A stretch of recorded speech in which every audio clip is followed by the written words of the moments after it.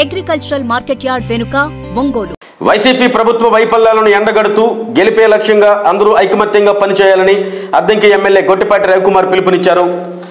రాష్ట్ర టీడీపీ ఆదేశాల మేరకు అద్దంకి కామేపల్లి కళ్యాణ మండపంలో జరిగిన టీడీపీ నియోజకవర్గ విస్తృత స్థాయి సమావేశం మరియు ఆర్టీఎస్ ప్రోగ్రాంపై ట్రైనింగ్ అవగాహన కార్యక్రమానికి ఆయన అధ్యక్షత వహించి మాట్లాడారు. ముందుగా బిఆర్ అంబేద్కర్, టీడీపీ వ్యవస్థాపకుడు నందమూరి తారక రామారావు గారి విగ్రహాలకు పూలమాలలు వేసి నివాళులర్పించారు. అనంతరం అద్దంకి ఎమ్మెల్యే గొట్టిపాటి రవికుమార్ మాట్లాడుతూ జగన్ విధ్వంస వినాశకర చర్యలకు ప్రజలు విసుగెత్తి ఉన్నారని, వైసీపీ దుష్టపాలనపై రాజీలేని పోరు సాగిస్తూనే చంద్రబాబు నాయకత్వ అవసరాన్ని ప్రజలకు తెలియచేయాలన్నారు. తూర్పు రాయలసీమ పట్టభద్రుల ఎన్నికల్లో కంచెల శ్రీకాంత్ విజయం అత్యంత కీలకమని, రాష్ట్ర అభివృద్ధిని ఆకాంక్షించే పట్టభద్రులు టీడీపీ ఎమ్మెల్సీ అభ్యర్థి అయిన శ్రీకాంత్ గెలుపుకు కృషి చేయాలన్నారు. ఈ కార్యక్రమానికి నియోజకవర్గంలోని 5 మండలాల నుండి టీడీపీ మండల స్థాయి అధ్యక్షులు, గ్రామ పార్టీ అధ్యక్షులు, మాజీ జెడ్పీటీసీలు, మాజీ ఎంపీటీసీలు, మాజీ ఎంపీపీలు, నాయకులు, కార్యకర్తలు అధిక సంఖ్యలో పాల్గొన్నారు. మన నాయకుడు బాబు గారు కొంచెం గుర్తిస్తే బాగుండు. అంటే ఇప్పుడు ఏమర్సీ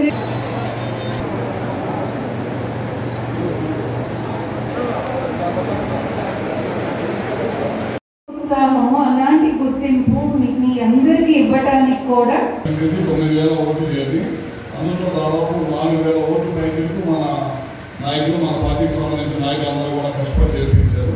మళ్ళీ రేపు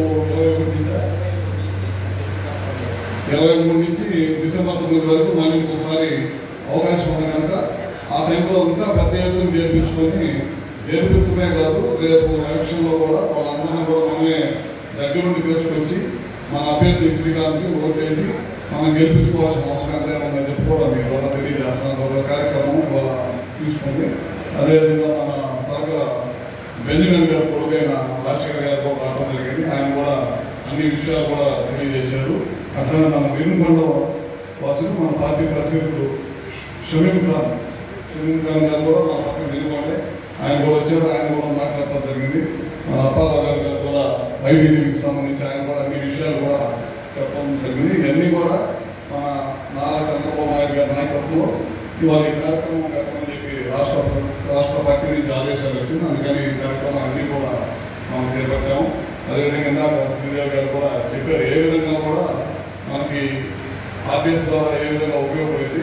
మన కమ్యూనికేషన్ మన ఒక ఎగ్జాంపుల్ కూడా చెప్పారు. మన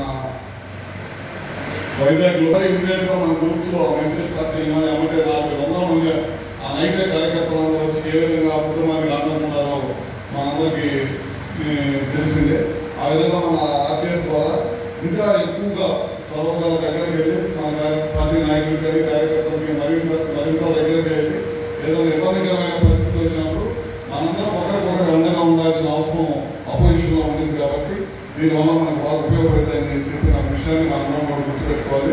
ఎందుకంటే మొన్న మధ్య నేను 1-to-1 బాబు గారు ఇచ్చినప్పుడు కూడా ఆయన కూడా నా దృష్టికి తీసుకొచ్చారు. నాకు కూడా ఈ టెక్నాలజీ కొద్దిగా పెద్ద ఎక్కువగా అలవాటు కాదు. నేను కూడా ఆయన కూడా నాతోటి 2-3 సార్లు చెప్పడం జరిగిందన్నమాట.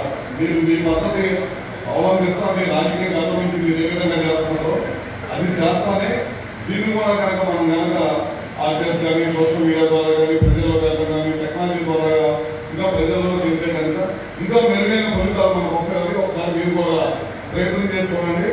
ఏది కూడా నెగ్లెక్ట్ చేయకండి. నేను అనుభవంతో చెప్తున్నానని చెప్పిన తర్వాత మన కాన్స్టిట్యూన్సీలో కూడా ఈ మీటింగ్ పెట్టుకున్నాం. మన ఒక 4 రోజుల నుంచి మనం కూడా గ్రూప్స్లో కొద్దిగా మన కార్యక్రమాలు యాక్టివ్ చేయడం కూడా జరిగింది. ఖచ్చితంగా మంచి రిజల్ట్ వచ్చిందని చెప్పి కూడా ఆశిస్తాం మాట్లాడుకున్నాం. ఖచ్చితంగా మనందరం కూడా రాబోయే రోజుల్లో తెలుగుదేశం పార్టీ నాయకులు మన నారా చంద్రబాబు నాయుడు గారిని గెలిపించి మళ్ళీ మంచి మెజారిటీతో 170 స్థానాల్లో 175 వాళ్ళు గెలుస్తామని చెబుతున్నారు. ఖచ్చితంగా తెలుగుదేశం పార్టీ 175 స్థానాల్లో గెలిచిందని చెప్పి కూడా మీ అందరికీ సభాముఖంగా తెలియజేస్తా ఉన్నాను. అదేవిధంగా ఎందుకంటే మనం చూస్తూ ఉన్నాం అన్నీ కూడా మొదటి రోజు నుంచి కూడా అన్ని అబద్ధ హామీలే. వాళ్ళు పెన్షన్ 3,000 చేస్తా అన్నారు. సంవత్సరానికి 250 రూపాయలు పెంచుతున్నారు. అదేవిధంగా వాటి కూడా 2,500గా ఇప్పుడు కూడా 2,500 సంవత్సరాలు ప్రభుత్వం అధికారంలోకి వచ్చిన తర్వాత కూడా ఇంకా 2,500 2500 మాత్రం ఇస్తున్నారు. అది కాకుండా ఇంకా మీరు ఇన్కమ్ ట్యాక్స్లో ఉన్నారు, మీకు కారు ఉంది, మీకు ఇల్లు ఉంది, మీకు ఇంట్లో మార్పులు వేసి ఉన్నారు, మీరు ఇంటి పైన పెట్టున్నారని ఎన్నో విధమైన సాగులు చూపించేసి చాలా మంది పెన్షన్స్ తొలగించడం జరుగుతుందన్నమాట. అది కూడా ఒకసారి మనందరం కూడా గమనించాల్సిన అవసరం ఉంది.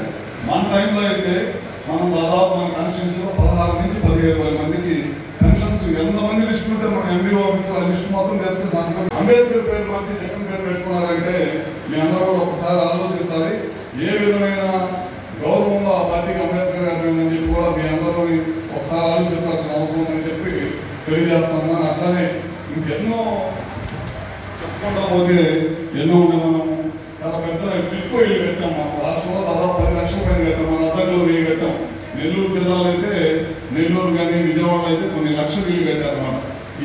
ఇవన్నీ ఇల్లుకి ఇంతవరకు లబ్ధిదారికి ఒక ఇల్లు కూడా ఇవ్వకుండా కలరన్నీ మార్చడం, రంగులు మాత్రం వేస్తున్నారు. ఈ ప్రభుత్వం వచ్చిన దగ్గర నుంచి రంగులు మార్చడం, ఈ భూములు దొంగతనం చెప్పి ఈ తప్పక ఏ ఒక్క మంచి కార్యక్రమం చేయలేదు.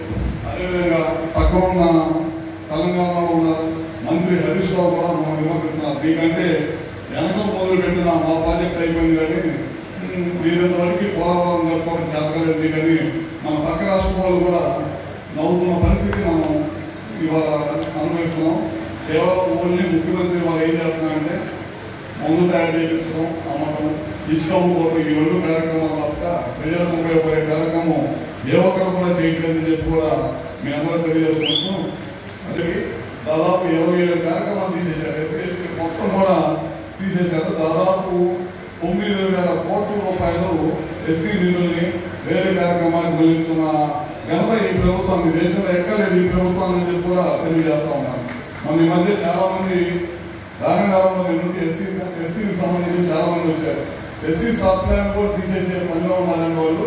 దాని మీద మీ అందరూ కూడా లెటర్ రాయాలి ముఖ్యమంత్రి గారికి అని చెప్తే నేను చెప్పాను. ఈ ముఖ్యమంత్రి చెవులు దుబ్బలు పెట్టుకుంటే ఏం మాట్లాడినా ఏం చెప్పినా సరే వినిపించుకునే పరిస్థితుల్లో లేనైనా మీరు రేపు రాబోయే రోజుల్లో ఎలక్షన్లో మీ ఎస్సీ ఎస్టీలు కూడా అండగా ఉండి తెలుగుదేశం నాయకత్వానికి మీరు కనుక అండగా ఉంటే తప్పకుండా రాబోయే రోజుల్లో గతంలో ఏ అయితే కార్యక్రమాలు ఎస్సీ ఎస్టీ కోసం ఈ ప్రభుత్వం చేసిందో అదే కార్యక్రమాలు ఇంకా మెరుగైన కార్యక్రమాలు కూడా చంద్రబాబు గారి నాయకత్వంలో చేస్తామని చెప్పి కూడా వాళ్ళు తెలియజేశాం.